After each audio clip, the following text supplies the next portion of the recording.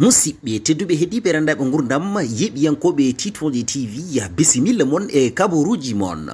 eɗeni garta hakkude Kaliphone e Adja Thiaré Diaw taw noon koye nder oɗon dossier mo gandanɗa hoorema Adja Thiaré Diaw waɗi accusé on mo gandanɗa hoorema ko kañum woni Kaliphone Sall viol. ɗum noon eɗen gandi procès o wonno ko altine oy to ɓennuɗo heɓani no wadde ɓe batti ɗum ko ñane 6 lewru octobre woni hande. hollitama noon hanno ɗum wadde ñanden Adja Thiaré Diaw koko waɗa hospitalisé ɓe batti ɗum noon hande kono hatta Adja Thiaré Diaw arani kono noon on mo gandanɗa hoorema kañum woni Kaliphone Sall huccite ɓen ɓe gandanɗa hoorema ko kañumen woni e ñawoɓe ɓe kadi avocat ji ɗi kamɓe kala ɓe joui hen rôle uji mabɓe e nder ɗum hande enquête o waɗama toon to tribunal mo Dakar koye salle 7 ɗum waɗa. kanko Kaliphone Sall ina wayno o heɗama o artide ne gueɗe ɗe goori ene gueɗe ɗe cifori o rewi tan koɗo reftotono sanga e nder live aji makko walla so tawi o invitama ko haalanno ko. caggal oɗon enquête noon ina wayno avocat ji Adja Thiaré Diaw garti e haaldude presse o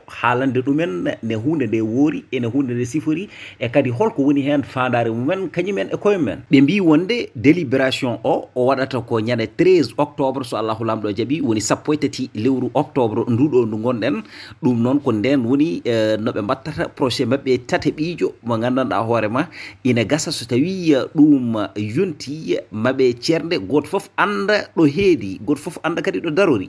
kamɓe avocat ji Adja Thiaré Diaw ɗi eɓe namdi wonde Kaliphone Sall yo wat dédommage et intérêt on mo gandanɗa hoorema ko kañum woni Adja Thiaré Diaw no tottata ɗum ko fotine 100 millions francs CFA. ko ɗum de woni koɓe kaali kadi ko ɗum woni koɓe namdi caggal no ɓe jalti e nder oɗon sall. bandiraɓe musidɓe tedduɓe heeɗiɓe rendaɓe gurdam hettiyankoɓe yeɓiyankoɓe titwoje tv ko ɗum woni ko ɓuuri jojjude e nder oɗo saaha ko fewte dossier hakkude Kaliphone Sall e Adja Thiaré Diaw. kala hen ko wawi hestude hay hunde hen lutata on so tawi Allahu lamɗo haaji. continue wadde abonné mbaɗon partagé mbaɗon like ɗacconen commentaire uji mon tigui so tawi wonde aɗa yiɗi rewde service commercial ina wayno numéro o nan ɗon affici on jarama.